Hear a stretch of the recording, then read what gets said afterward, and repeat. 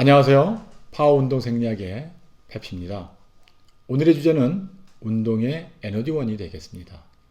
우리가 운동할 때 필요한 ATP를 어떠한 영양소가 공급하는지 그 에너지원에 대해서 알아보도록 하겠습니다. 우리가 음식을 먹을 때는 보통 이렇게 뉴트리션 팩트라고 나와 있습니다.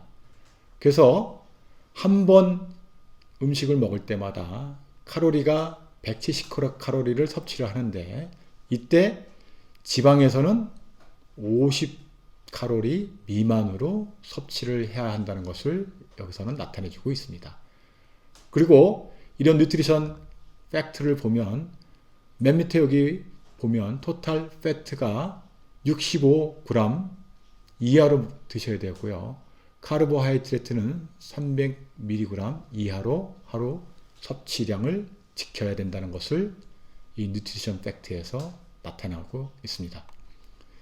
우리가 식사를 하면, 예를 들어 우리가 음식을 먹으면, 그러면 식이섬유소와 단백질, 탄수화물, 지방, 이렇게 여러 가지 음식을 우리가 섭취하게 되는 거죠. 근데 탄수화물을 보면, 탄수화물은 우리가 얘기하는 전분으로 우리가 섭취를 해서 덱스트린과 메가당으로 분해가 됩니다. 그래서 이것이 결국에는 포도당으로 해서 우리 혈중에 당을 공급하게 되는 거죠. 자, 단백질은 짧은 단백질로 분해돼서 그래서 아미노산으로 최종적으로 분해가 됩니다. 우리가 지방을 먹으면 지방은 그리세롤과 지방산으로 분해돼서 우리한테 필요한 에너지를 공급을 하게 됩니다. 자, 그러면 에너지를 공급하는 데 있어서 생체 에너지학이라는 게 있죠. 생체 에너지학은 인체에서 일어나는 화학적 반응작용으로서 분자를 합성하는 동화작용과 분자를 분해하는 이화작용이 있습니다. 모든 세포들은 에너지가 필요하기 때문에 단백질이나 탄수화물, 지방 같은 음식물을 분해시켜서 우리가 운동할 때 필요한 에너지 형태로 전환하는 화학적 경로를 우리가 바이오 에너제틱, 생체 에너지학이라고 얘기를 합니다. 우리가 음식을 섭취할 때 짜장면 여러분들 너무 좋아하시죠? 한 그릇에 1000kcal입니다. 불고기 버거는 얼마 될까요? 예, 불고기는 하나 드실 때 1000kcal죠.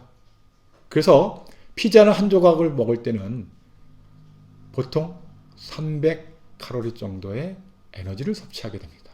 근데 우리가 평상시에 하루에 필요한 칼로리가 2500에서 3000kcal 사이이기 때문에 우리가 칼로리를 너무 많이 섭취하면 이것이 다 지방으로 저장이 되는 거죠.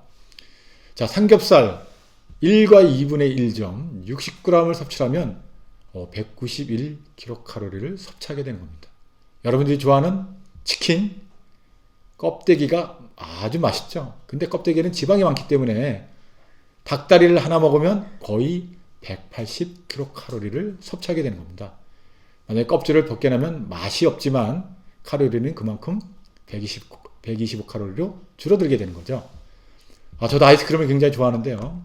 아이스크림 반 컵만 먹어도 210칼로리입니다. 한 컵을 먹으면 거의 400에서 500칼로리를 섭취하게 되는 거죠. 여러분들이 이거는 주식이 아니라 간식으로 드시는 거기 때문에, 그렇기 때문에 현대인은 오버 칼로리를 섭취하게 되는 거죠. 자, 생체 에너지학이라는 것은 이렇게 우리가 음식을 섭취했을 때 탄수화물, 단백질, 지방 이런 영양소들의 역할이 어떻게 우리 몸에 영향을 미치는지 알아보는데요. 이런 영양소들은 신체 조직의 유지와 보수를 해주고 근육 수축을 위해서 에너지 공급을 해주고 우리의 신경을 또 전도를 시켜주고 성장과 생식의 역할을 하고 있습니다. 자, 탄수화물을 보면 탄소, 수소, 산소로 구성되어 있는데 우리가 음식을 섭취했을 때 55에서 60% 이내로 섭취를 해야 되는 거죠. 한국인들은 쌀을 주식으로 하기 때문에 탄수화물 섭취 비율이 좀 높은 편입니다. 그렇기 때문에 탄수화물 섭취를 적정하게 60% 이내로 하시는 게 중요합니다. 탄수화물의 1g은 약 4kcal의 에너지를 생산하죠. 그래서 탄수화물은 우리 몸이 필요한 에너지를 공급하고 단백질을 세이브하고 혈당을 유지하고 해독작용을 해주는 아주 좋은 역할을 합니다. 탄수화물은 세 가지 형태가 있는데요. 단당류는 우리가 알고 있는 포도당, 이당류는 설탕과 젖당, 다당류는 3개 이상의 단당류가 결합된 형태를 다당류라고 얘기를 하고 있습니다. 자, 지방은 1g에 9kcal의 에너지를 내죠. 그래서 우리 영양소 중에는 가장 많은 칼로리를 생산할 수 있습니다. 근데 지방은 우리가 섭취할 때 일일 섭취량의 30% 미만으로 섭취를 하셔야지, 그렇지 않으면 여러분의 인격으로 인품 경락고로 다 저장이 되는 거죠. 그래서 지방은 식물성, 동물성에서 모두 발견되는데 지방은 물에 녹지 않는 거죠. 네, 지용성이기 때문에 물에 녹지 않습니다. 지방에는 4가지 형태가 있는데요. 지방산, 근세포가 에너지를 생산하기 위해 사용되는 주요 지방 형태고요. 중성지방, 지방세포로 저장되어 있어서 골격근을 포함한 여러 세포에 저장되어 있는 형태죠. 그리고 세포 내에 인산과 지질이 결합된 인지질이 있고 스테로이드 형태의 지방이 있습니다. 이 스테로이드는 세포의 막을 구성하고 송호르몬을 분비하는 그런 역할을 하고 있습니다. 지방은 온도 조절하고 내부 기관을 보호하죠. 쿠션이 있기 때문에 요즘처럼 날씨가 갑자기 추워져도 지방이 온도를 보호해주는 역할을 하고, 그렇지만 지방에는 비타민 A가 있어야지만이 지방이 산화되는 거죠. 그래서 지방은, 단수지방은 지방산과 그리세롤의 결합체입니다. 그래서 우리가 음식을 섭취했을 때 지방산과 그리세롤로 분비되어 있다가 분리되어 있다가 우리가 사용하지 않으면 이것이 중성지방으로 우리 몸에 저장되게 되는 거죠. 자, 상온에서 액체 상태를 유라고 하고 고체인 것을 지라고 얘기를 합니다. 그래서 동물성 지방에는 포화지방산이 많고 식물성에는 불포화 지방산이 많이 있습니다. 자, 지방을 보면 이렇게 3개의 그리세롤과 3개의 페리 애시드로 분리가 되어 있는데 이것이 합쳐지면 트라이그리세라이드, 중성지방으로 돼서 우리 몸에 저장이 되는 거죠. 그래서 우리가 운동을 하면 중성지방이 그리세롤과 지방산으로 분해돼서, 그래서 우리의 에너지 시스템에 의해서, 유산소 에너지 시스템에서 ATP를 생산하게 되는 겁니다. 자, 복합지방은 지방산과 인산으로 구성이 되어 있고요. 유도지방은 스테로이드와 콜레스테롤 등이 우리 유도지방에 속해 있습니다. 지방산은 우리가 지방을 섭취하는 거에 10% 미만으로 포화지방산을 섭취를 해야 됩니다.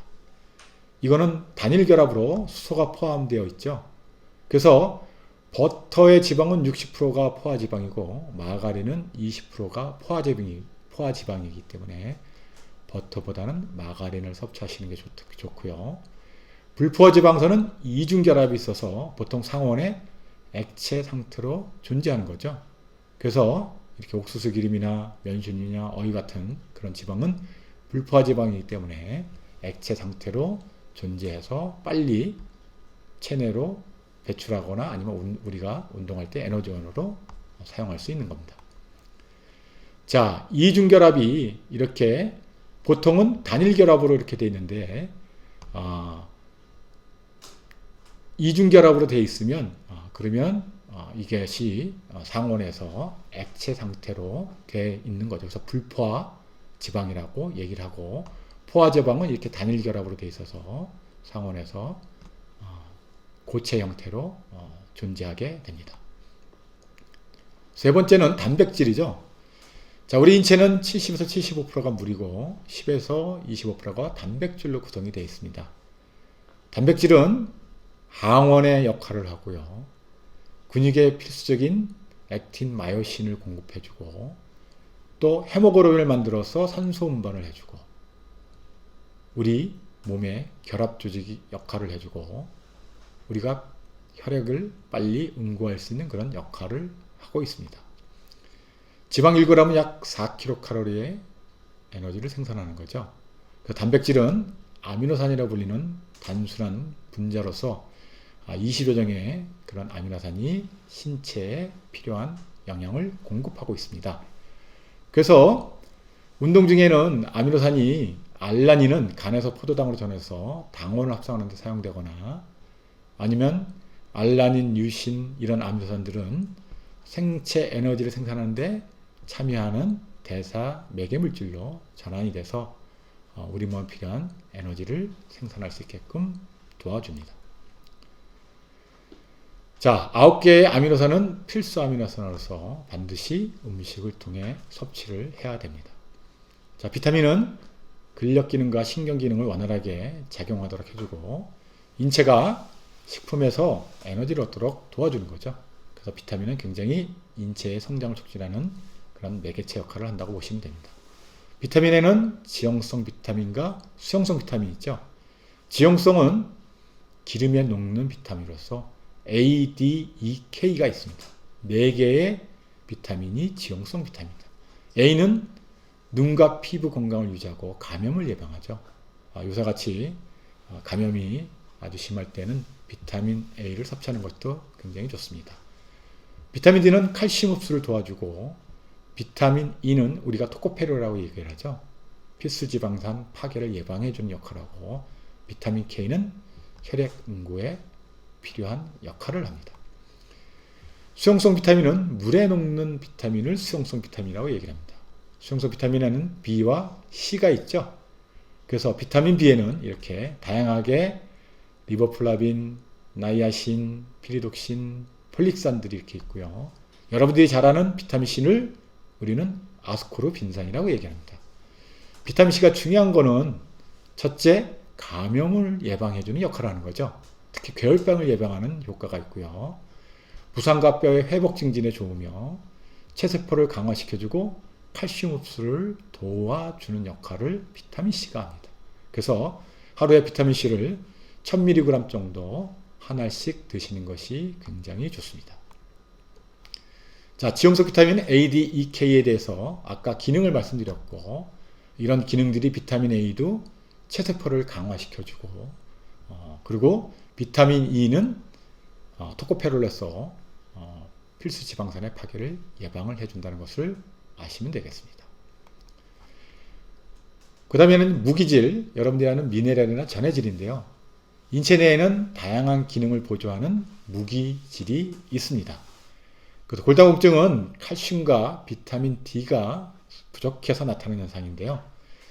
칼슘은 근육의 수축 및 이완에 중요한 역할을 하고 염분은 신경전달의 필수적인 요소로 인증 거죠. 그리고 세포의 수분 함량에 굉장히 중요합니다. 그래서 우리가 운동할 때는 염분의 양을 적절하게 유지하는 것이 굉장히 중요하죠. 자, 철은 헤모글로빈의 일부로서 산소 운반에 필요한 요소고요. 칼륨은 세포의 수분 함량을 조절합니다. 이렇게 다양하게 미네랄의 종류가 여기에 있습니다. 그래서 칼슘, 요오드, 마그네슘, 인, 칼륨, 염분, 아연 이런 미네랄의 그 기능에 대해서는 좀 더 나중에 자세하게 말씀드리도록 하겠습니다. 자, 인체에 또 하나 빼먹을 수 없는 중요한 에너지원은 물이죠. 체중의 70에서 75%가 물로 되어 있는 거죠. 물은 물질 수송과 온도 조절에 필수적인 역할을 합니다. 그래서 성인은 하루에 2.5리터의 물을 반드시 섭취를 해야 됩니다. 또한 운동할 때는 좀 더 많은 물을 섭취를 해야 되는 거죠. 물의 기능은 영양소와 노폐물의 운반을 하고 대사 과정의 촉매 역할을 하고 체온 조절하고 우리 인체를 보호하는 역할을 합니다. 물이 없어서 체온 조절이 안 되면 우리 인체는 1도만 올라가도 사경을 헤매는 그런 시스템을 갖고 있기 때문에 물의 섭취가 굉장히 중요합니다. 자, 우리가 음식을 섭취할 때 탄수화물, 지방, 단백질 이렇게 있습니다. 그래서 우리가 음식을 섭취하면 탄수화물은 포도당으로 변해서 지방이나 아니면 근육에 글리코겐으로 저장되고 또 잉여되는 것은 이렇게 체지방으로 축적이 됩니다. 한국 사람들은 쌀을 주식으로 하기 때문에 포도당이 많아하면 이것을 소비하지 않으면 이렇게 지방으로 축적이 되는 거죠. 뭐 지방은 지방산으로 해서 사용이 안 되면 또 지방으로 축적이 되고, 단백질은 아미노애시드로 해서 펩타이드로 해서, 그래서 나이트로진이 유효로 배출되고 남는 것은 또한 지방으로 저장이 됩니다. 근데 우리가 굶었을 때 어떤 현상이 일어날까요? 우리가 굶어서 다이어트를 했을 때는 그러면 간이나 근육 속에 있는 글루코겐이 글루코스로 변해서, 그래서 우리의 에너지 시스템으로 ATP를 만들어내게끔 됩니다. 그리고 저장된 지방, 중성지방이 패티 애시드, 지방산으로 분해가 돼서 이 포도당과 함께 우리의 몸에 필요한 에너지원을 해서 ATP를 생산하게 되는 거죠.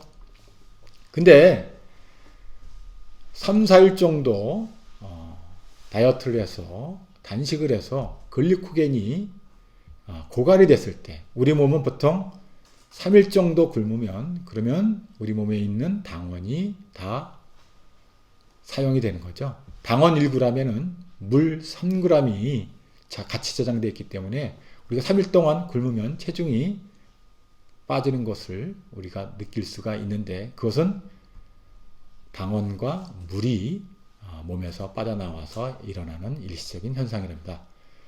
그래서 글루코겐이 다 쓰여지면 우리 신체의 단백질이 그때 분해가 되는 거죠. 에너지원이 되는 거죠.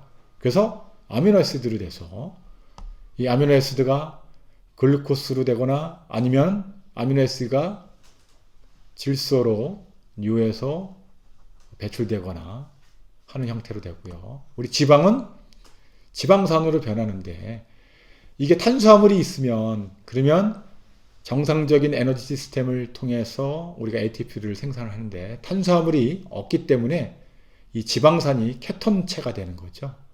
그래서 지방산이 케톤체가 돼서 이거를 에너지원으로 사용하니까 우리 몸이 굉장히 산성화되고 우리 몸의 기능이 저하되게 되는 겁니다. 그렇기 때문에 우리가 3일 이상 굶는 것은 우리 몸의 에너지 시스템을 당뇨병 환자랑 똑같이 만드는 거기 때문에 주의를 하시는 게 좋습니다. 자, 오늘은 운동의 에너지원에 대해서 알아봤습니다. 탄수화물, 단백질, 지방, 다양한 그런 에너지원이 우리 몸에 필요한 ATP를 생산하는데 어떤 역할을 하는지 반드시 아셔서, 지방은 하루 섭취량의 30% 미만, 포화지방은 그 중에서도 10% 미만으로 섭취하시면 그러면 건강한 삶을 유지하실 수 있을 겁니다. 감사합니다.